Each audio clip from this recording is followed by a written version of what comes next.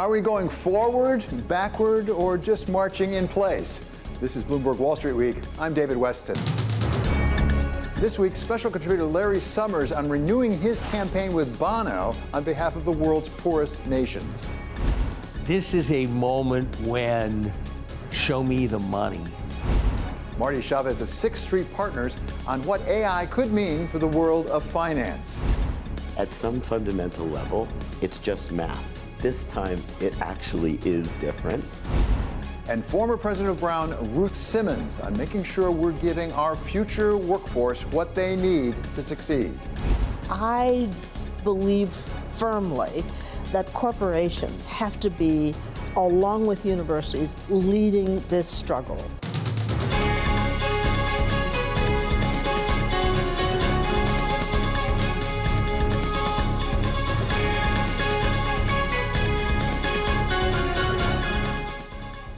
It was a week of movement, but not always in the same direction, and sometimes not in any particular direction at all. The ECB took a modest step forward in its battle with inflation by raising another 25 basis points. The focus is probably going to move a bit more to the duration, but it is not to say, because we can't say that now, that we are at peak. ARM took a big step forward as it went to market with its IPO. You can't really run AI without ARM. The auto industry took a big step backward as the UAW failed to come to terms with the Detroit Big Three automakers and moved to strike. If we need to go all out, we will. Everything is on the table. From job security, we have jobs for all of our people as we make this transformation. The U.S. economy more or less continued to march in place as CPI numbers came in just about as expected, with inflation higher than the Fed wants, but lower than some had feared. The level of inflation that we're going to be forecasting for the year is well above what people forecast at the beginning. And maybe the biggest step of all this week, at least for New York football and for a future Hall of Famer, was the one Aaron Rodgers took on Monday night's game against the Bills when he tore his Achilles tendon and ended his season only 3 plays into his New York Jets career. Overall, his contract was about $112 million. So even if he can't play, he's going to be okay. In the end, the equity markets took a step back this week, with the S&P 500 giving up just under 0.2%, ending the week at 4450. That is still nicely above where our Bloomberg elves predict we'll end up the year. The NASDAQ had a bit rougher time, down nearly 0.4%, while the yield on the 10-year climbed nearly 6.5 basis points to end up at 4.33. For her views on what the market action told us about our investments, we welcome back now one of our Bloomberg elves, Savita Subramanian. She's Bank of America Securities Head of U.S. Equity and Quantitative Strategy. So, Savita, welcome. Great to have you here in the studio. Great to be here, and I love the moniker. We love having you. We love having you. So give us your take on where we are right now. The stock market actually was doing pretty well till Friday, and then it backed off some. But did we learn anything this week about exactly where we think we're headed? I think this week was, a week where we heard a lot of really negative headlines around potentially sticky wage inflation. I mean, the auto worker strike. We're seeing signs of, kind of trends that we were expecting to mean revert very quickly, remaining high. So our view is we're not necessarily out of the woods yet in terms of the Fed controlling inflation. And we think that the mistake to be made at this point is betting that the Fed will start cutting aggressively next year. We don't necessarily see that as a slam dunk, and that's what a lot of investors that we speak to are expecting. So there's this theme around resumption to what happened over the last 10 years, and our view is that we're at a break point where we may never see these low rates of the last 10 years ever again. And in fact, I think it's important to remember that what we saw over the last 10 years was an anomaly. Negative real rates are not the norm, they're the exception, and where we are now just feels a little bit more like firm footing. What does that tell you about equity valuations? Yeah. Where are we on equity valuations? Obviously, that's sensitive to interest rates because of the discount rate and how it applies. Do we basically feel that we're properly valued in the equity markets? Are we overvalued, undervalued? Where are you? So I feel like the S&P 500 right now is kind of a tale of two cities. And there's, the benchmark isn't a broad market composite like it normally is. It's a top-heavy benchmark where 30% of it, roughly, is made up of 7 big companies that play this mega cap tech growth theme. And that area of the market is relatively pricey. Perhaps that's where we will see the greatest growth over the long term. But I think what has yet to happen is these companies need to recalibrate to an environment where the hurdle rate is no longer 0. It's a lot higher than 0. We just saw the Fed move us from 0 to 5 very quickly.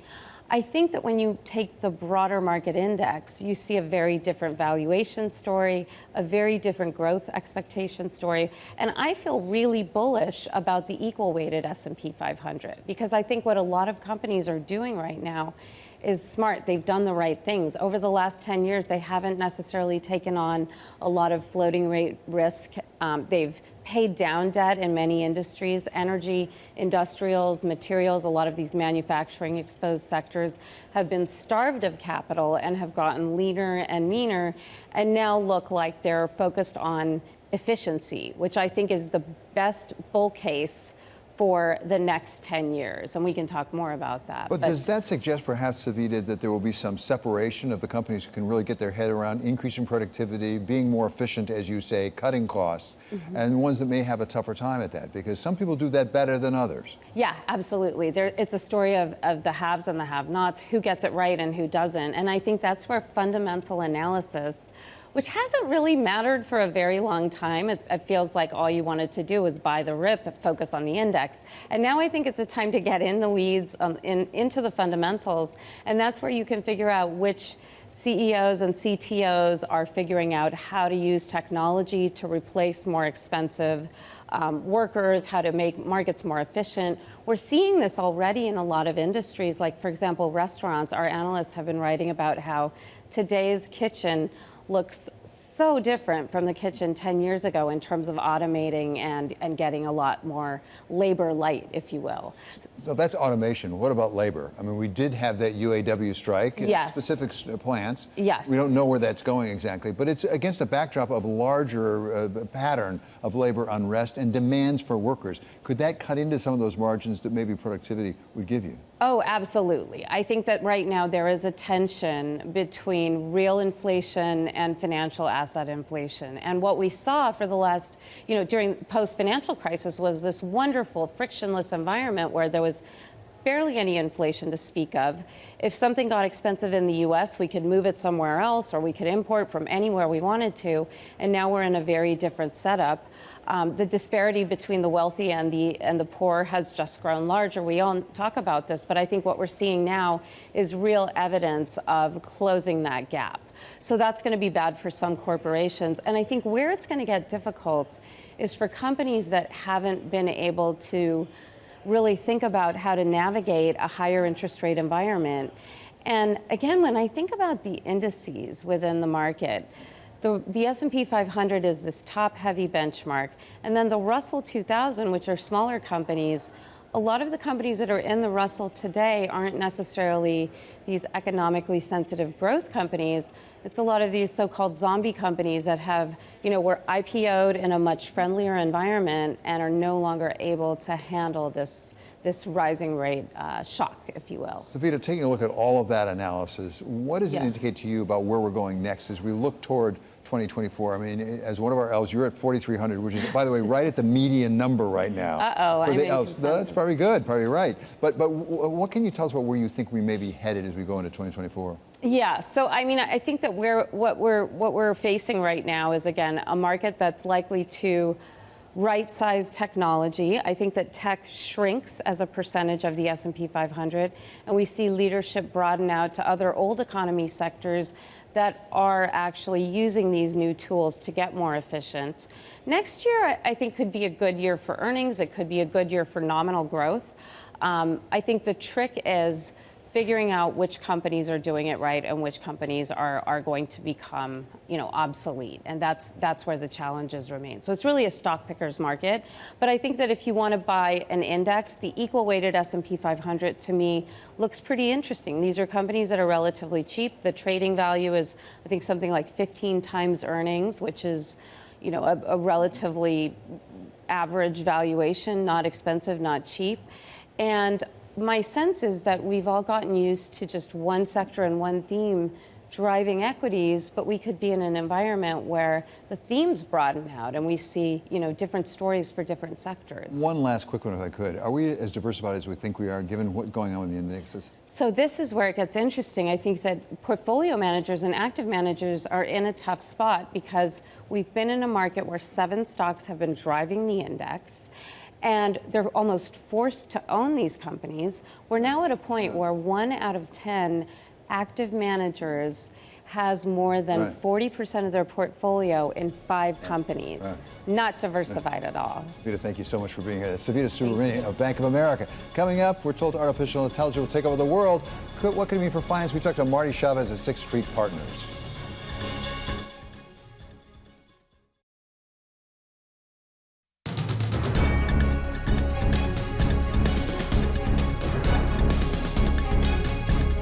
This is Wall Street Week. I'm David Weston. Generative AI may be here already, but we're told that we ain't seen nothing yet, that it will change much of our world, including potentially the world of finance. Here to give us a sneak peek of what that world might look like is Marty Chavez. He is Vice Chairman of Sixth Street Partners. Marty, welcome back to Wall Street Week. Great to have you here. Pleasure to be here. Thank you, David. And when we talk about changing the world, let's start with the world of Sixth Street Partners. How is potentially AI changing your world? The first thing I noticed about AI is that all of our limited partners, our investors, and all of our portfolio companies, to a first approximation, want to understand it.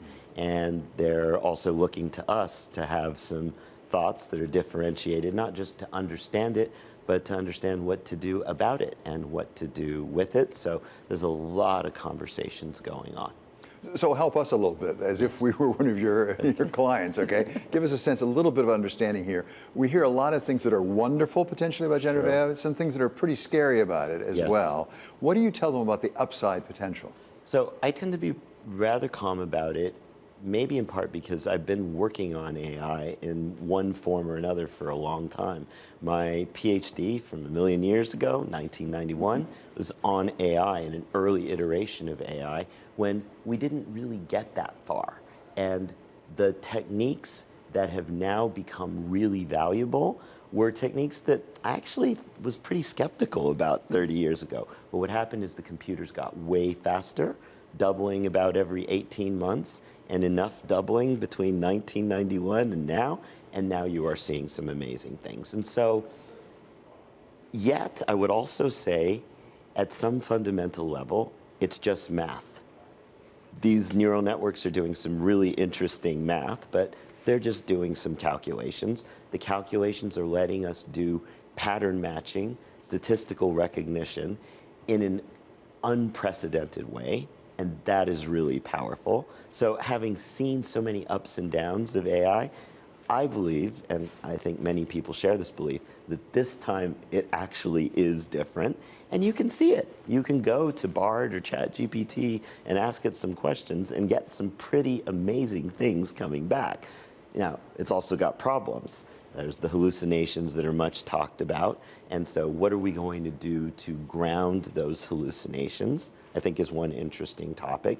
Another interesting topic is as the doubling continues, and I can tell you that every 3 months I'm seeing something that's not more twice as interesting as what I saw 3 months before, but 10 times more interesting. We are in some crazy exponential inflection point. So looking out into the future, we're starting to ask ourselves, when are these computers going to be as smart as we are? We don't think they're going to be conscious in any way, but they might be intelligent. They might be as intelligent. They might be more intelligent. What kind of things will happen once we can tell the AIs, go read every book ever written, especially all the textbooks, if that can be done in a way that respects intellectual property? go read all the textbooks and learn everything in them and tell us everything that is implied by what's in them and feed that back into the AI and train the next generation of yourself. As this loop gets going, we can see the prospects for some really interesting things.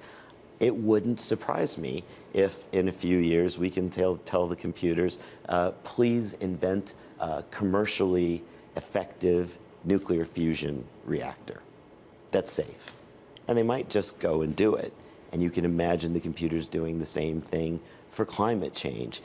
We're already seeing, and I can talk about a company I'm working with, Recursion Pharmaceuticals, we're already seeing what the computers can do for really hard problems such as drug discovery, right? So there's no question in my mind that they're going to make a huge difference. There's also some concerns. And so delivering AI in a way that is bold and also responsible and safe and ethical is a huge area of concern. Marty, it strikes me you're in, if not a unique, a very special situation in that you're a scientist who knows the financial markets terribly well. You've come, to some extent, from the financial world of global Wall Street. Put those two things together, the AI and its potential for good and potentially some risks as well, with the financial world. I mean, when you talk about, for example, hallucinations, that doesn't sound very good to me if that's part of what's running the financial systems. Right. So, well, to set it all in context, I started working on Wall Street in '93. And in '93, when people like me showed up on Wall Street, I often got asked, could you help me figure out how to print this document or turn my computer on and off, right? What is this kind of quant math and software guy doing here? So it took a little while where we, people like me, could find the problems that we could actually solve that would help us make better markets for our clients and manage our risk more effectively.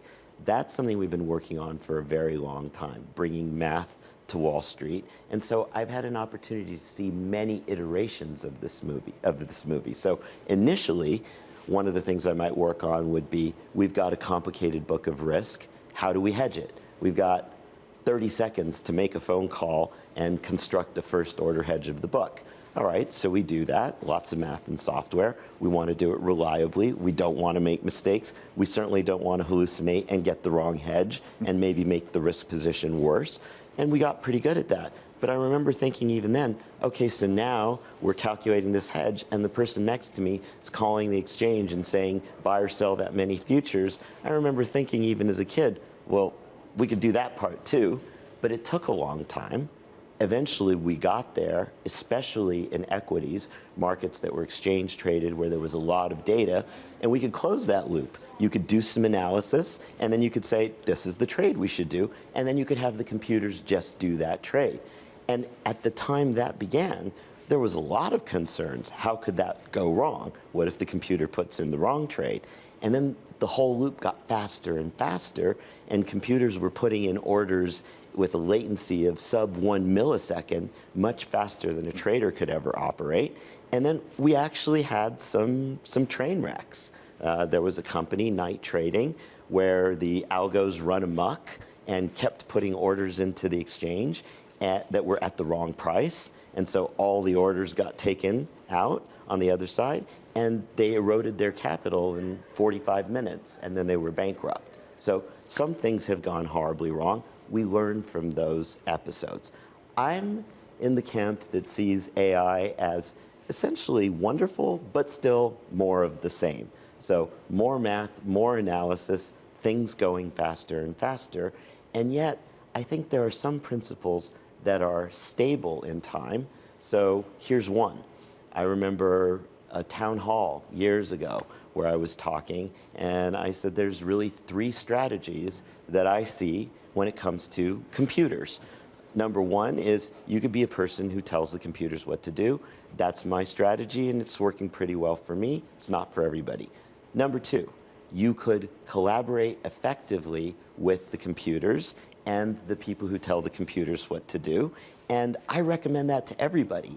Everybody can embrace that strategy and use the computers to give yourself a force multiplier, leverage, a superpower, and then go on and do more interesting things that the computers can't do. And you always worry, well, maybe we won't be needed at all. and the computers will take over. I've never seen that happen. The third strategy, which I have also seen, is stand in the way of progress, see if in the name of your job security, you can stop the computers, and that is really dumb, and don't do that. And some people do that. I think that advice applies today.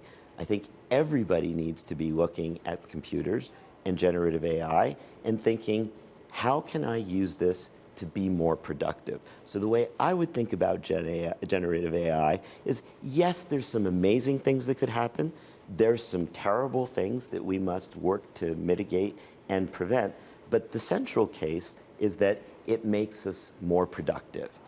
Marty, it's such a treat to have you on Wall Street Week. Thank you so much. There's Marty Chavez of Sixth Street Partners. Coming up, what it means when an auto industry goes on strike. We ask our colleague Michael McKee about the lessons of history. That's next on Wall Street Week on Bloomberg.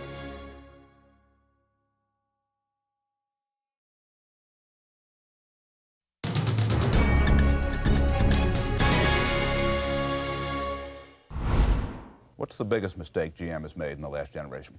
Well, I think probably we didn't respond fast enough as we should to the changing market needs for quality. And we were kind of starting in a hole, but we had to go back literally and redo our plants and redo our products. Even with all the help we're getting from our employees, until we'd done that, we couldn't get the quality we needed to be world class. But we know we can do it now. That was Louis Rukeyser talking with the then head of General Motors, Roger Smith, of Roger and Me fame, back in 1987 about where the auto industry had gone wrong at that point. Now the auto industry is trying to avoid the mistake of not changing fast enough by moving at breakneck speed to an electric vehicle future, one that auto workers fear will leave an awful lot of them behind. Here to put in perspective what a major auto strike can mean is Bloomberg's international economics and policy correspondent, Michael McKee. For the automakers and their employees, this may be as existential a labor conflict as we've seen since the days of Roger Smith. GM, Ford, and Stellantis have made big profits in recent years, and union members now want a piece of those, given the concessions they made in 2008 to keep the automakers alive. Both sides also want to set the work rules for the new world of electronic vehicles. That's why analysts say this could be a long strike.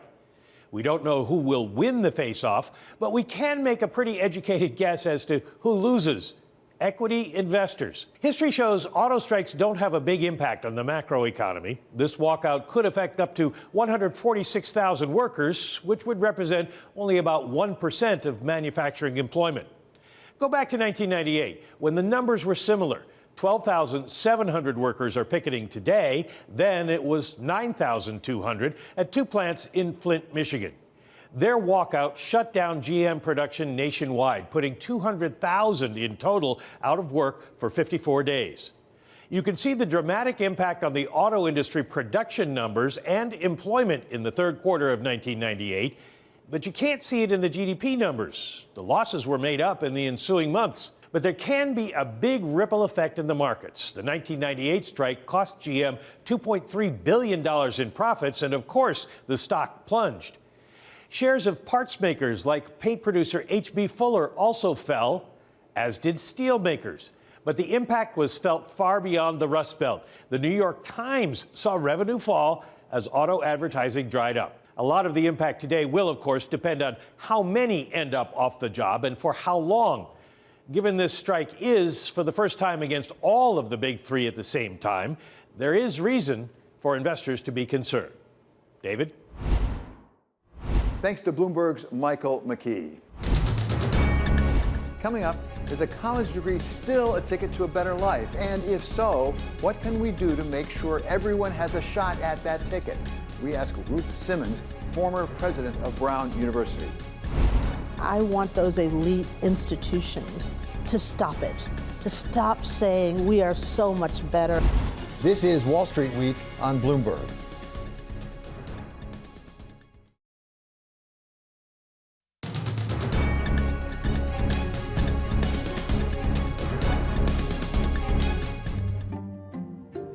A college diploma. The GI Bill sent soldiers returning from World War II off to get their degrees. And ever since, that higher education has been seen as the ticket to a better life in the United States, helping not just those getting the opportunity, but driving the economic force of the United States as well. There's not enough college-educated white men to drive the economy for the next 30 or 40 years. It's demographics. So you need blacks to start businesses. You need Latinos and women to be part of the economy. But over time, the cost of going to college has skyrocketed, putting increased pressure on the system to make sure young people can get there. We've got to find a way to break the back of the education system and make it more accessible, cheaper, get more people into college, get higher graduation rates. That's, I think, a societal thing that we have to face, and it's going to be very critical in the next 10 years.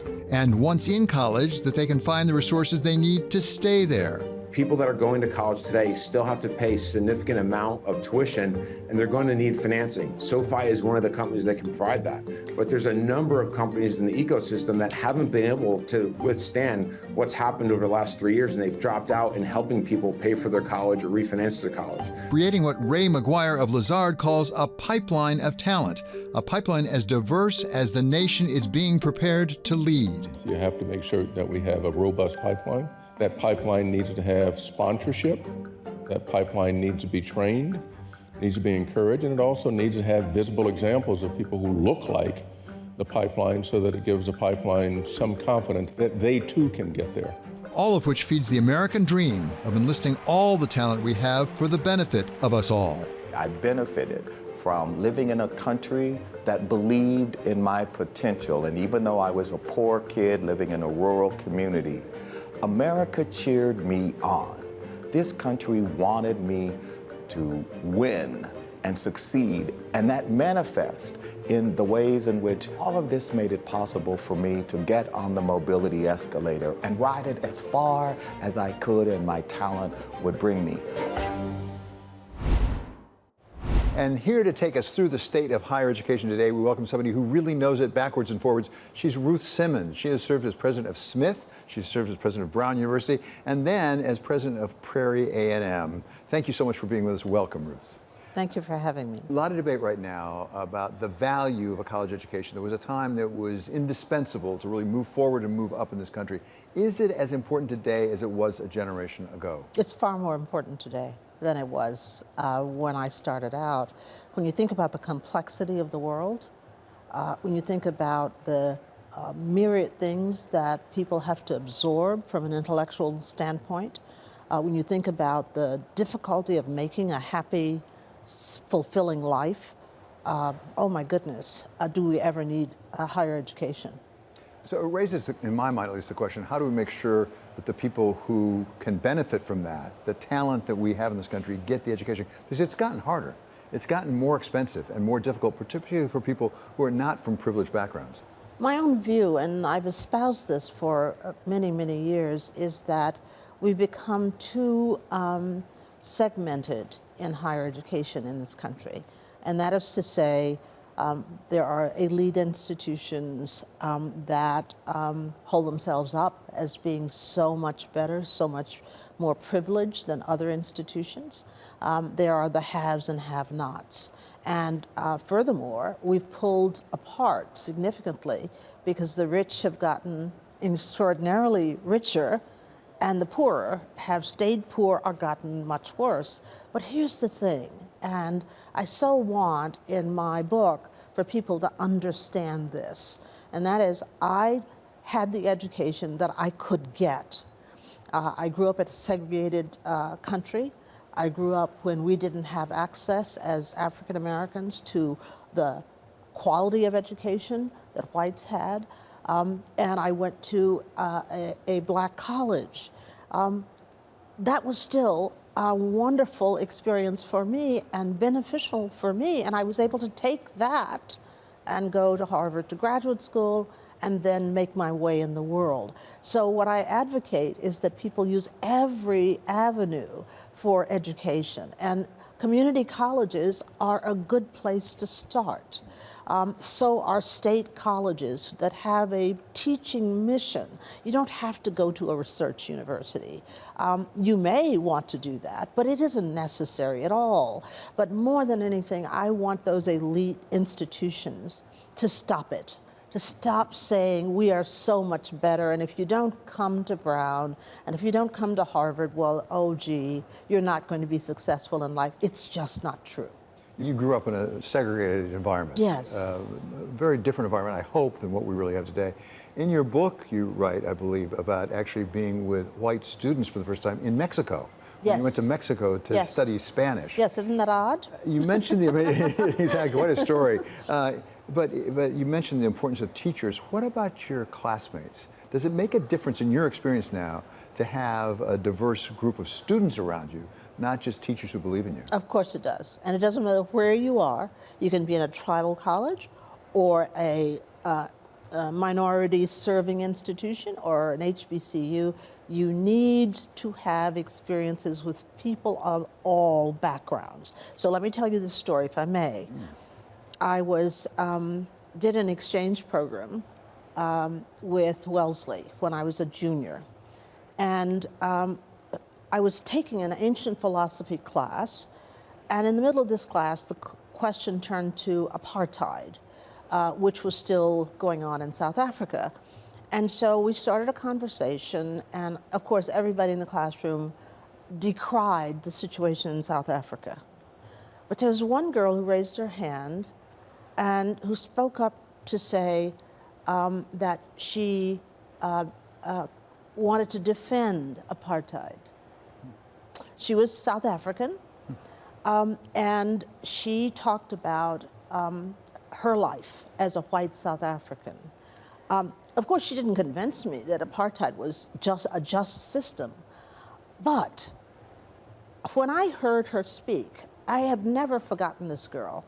I wish I could find her, because I cannot remember a single other student in that class, but I remember her. And I remember the lesson she taught me, which is, whenever you have an opportunity to hear different points of view, even if you don't agree with them, you learn something from it. And I think she set me on a course in my studies that I never would have had without that encounter. You mentioned HBCUs, historically black colleges and universities. You went to one, and then you led one when you came out of retirement after Brown to lead Prairie A&M. Talk about the importance of HBCUs in this day and age. I mean, are they a story of success or not? I mean, do we still need HBCUs at this point? And if so, why do we still need them? Well, first of all, keep in mind that our educational system, as it were, in higher education is not like other countries, where it's mandated and funded by the government. And that means that it's all the same throughout. Here in this country, we have institutions that were created before the country was created. And so we had private universities come into being.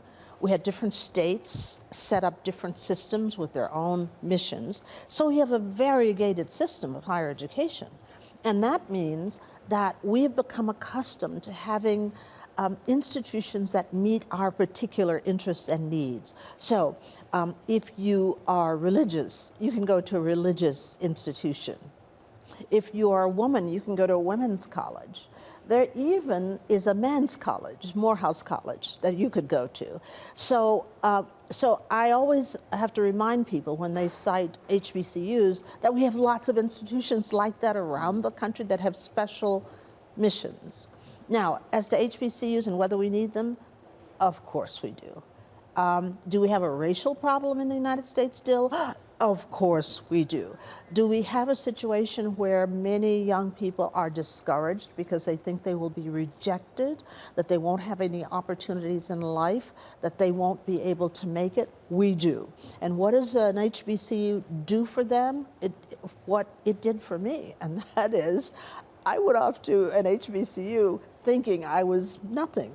You know, I couldn't do very much, and I wouldn't have much of a life and so forth. And this place turned me into a person who started to think for myself, started to believe that there was something that I could do, and that it was invaluable for me. And keep in mind that many of the great African American leaders in this country have come from HBCUs, and that is the reason they have, because they have found a place where they can learn. When I was president of Smith, I thought that one of the biggest problems we had was women struggled in engineering. And I created an engineering program at Smith, at a women's college, to prove that women could do engineering on a par with men. And at a certain time in our development in this country, we've needed programs for women because women were often taught that there were certain things they couldn't do either. So finally, this is Bloomberg, this is Wall Street Week. We speak to people in places of leadership in the financial world and in corporations. What can those leaders in the financial and business world do to make sure that we have all the talent that we need, that we can develop, wherever they come from, whatever their origin, really on the team, as it were, helping move our economy forward? Well, I certainly believe that universities have a special role to play, but I believe firmly that corporations have to be, along with universities, leading this struggle to make sure that we're tapping into the talent and ability of all segments of the U.S. population. Imagine that we have a country so rich in diversity and so rich in talent in all these areas, and we're not availing ourselves of that. That doesn't make any sense. It's illogical. So, you know, as you may know, I've been on a number of corporate boards. And in the boardroom, I'm often advocating for inclusion of executives from different perspectives, including women, because it adds immeasurably to the corporation's understanding of their customers, understanding what the opportunities will be for them as a business going forward. So no, CEOs need to be playing a very visible role in this, and I've been very fortunate in the last few years to see many CEOs step into this space and say, no, I'm going to lead in this space because it's important for the country. Dr. Simmons, thank you so much for spending time with us. That's Ruth Simmons. She's the author of Up Home, A Girl's Journey. Coming up, getting our kids into college is key, but only if they're equipped to succeed once they're there. We talk with University of Maryland economics professor Melissa Kearney about her new book, presenting the evidence that in the end, having two married parents is more important than just about anything else. Kids with two parents, they're more likely to go to college, they're more likely to graduate college, they're more likely to have higher earnings and be married themselves. That's next on Wall Street Week on Bloomberg.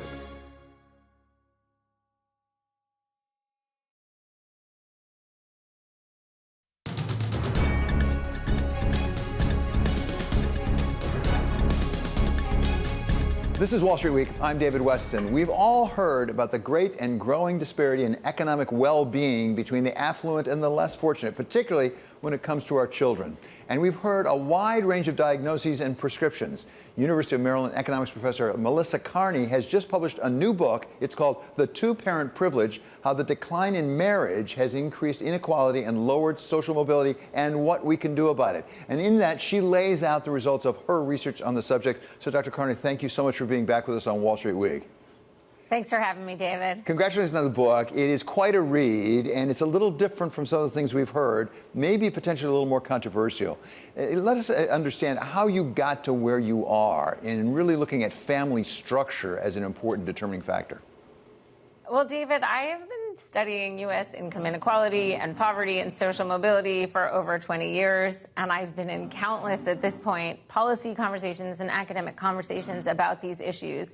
And it has become abundantly clear to me that what's happened to families in the U.S., and in particular the rise in the share of kids living with one-parent households, how this has primarily happened outside the college-educated class, these trends are really important to what we're seeing with child poverty, inequality, undermining social mobility.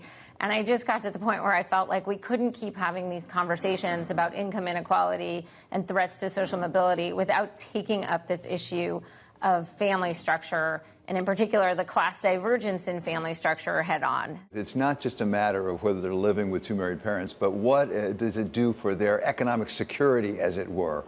What did you find, depending on whether you have two married parents in the house or not?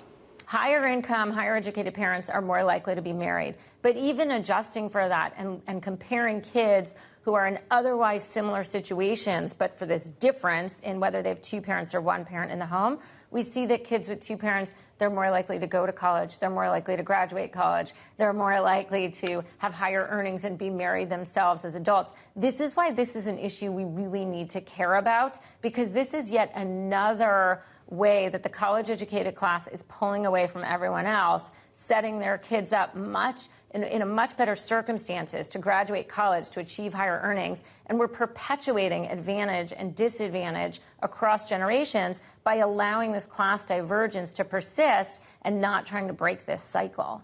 Melissa, another significant factor that you address in the book is gender. Whether it's the father or the son, there's a difference, and particularly in marriageable men. One of the issues is the drop-off of marriageable men, which really struck me. I was quite surprised at that.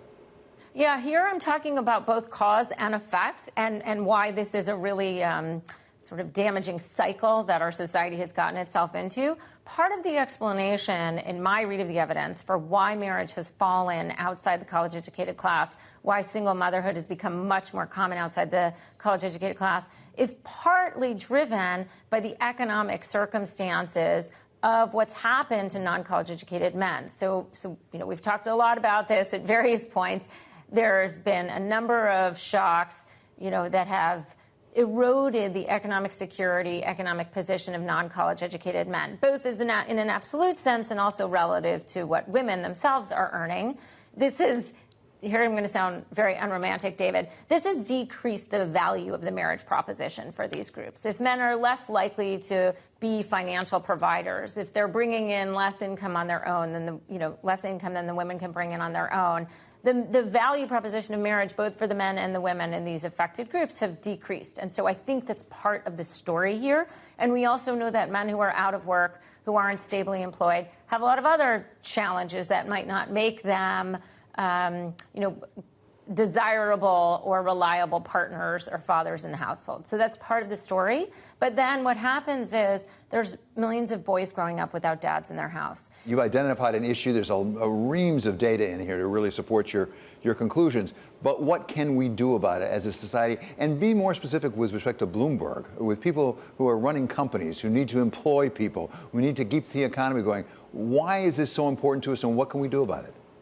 Okay, well, I'll start there. All of the emphasis we have in our policy debates about increasing skills, increasing employability, increasing access to family-sustaining wages, all of that should take on heightened urgency when we realize that it's not just affecting the economic insecurity of individuals, but has really spilled over into the social sphere, pulled men apart from families in a way that's really weakened society and has ramifications going forward. So also investing in the skills of non-college educated adults today will have this generational effect of setting kids up in homes where they're better able to succeed in the education system, to develop their own skills, to be more productive workers in the future, and contribute more to a positive society. So all of that takes on heightened urgency when we recognize the impact it's having on families.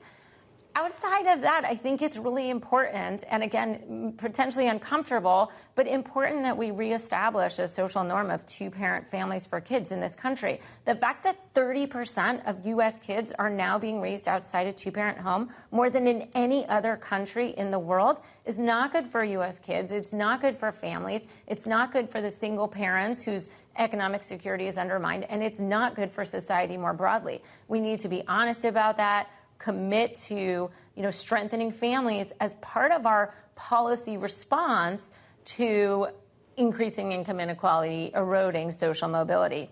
Melissa, there's so much more to talk about, which you can do basically by reading your book, which I recommend everybody. Thank you so much for being with us. That is Dr. Melissa Kearney. She's the author of The Two-Parent Privilege. Coming up, they did it once. Can they repeat their performance? The unlikely duo of U2's Bono and Larry Summers take on relief for the world's poorest countries once again. We need to take the flow of capital to the global south. That's next on Wall Street Week on Bloomberg.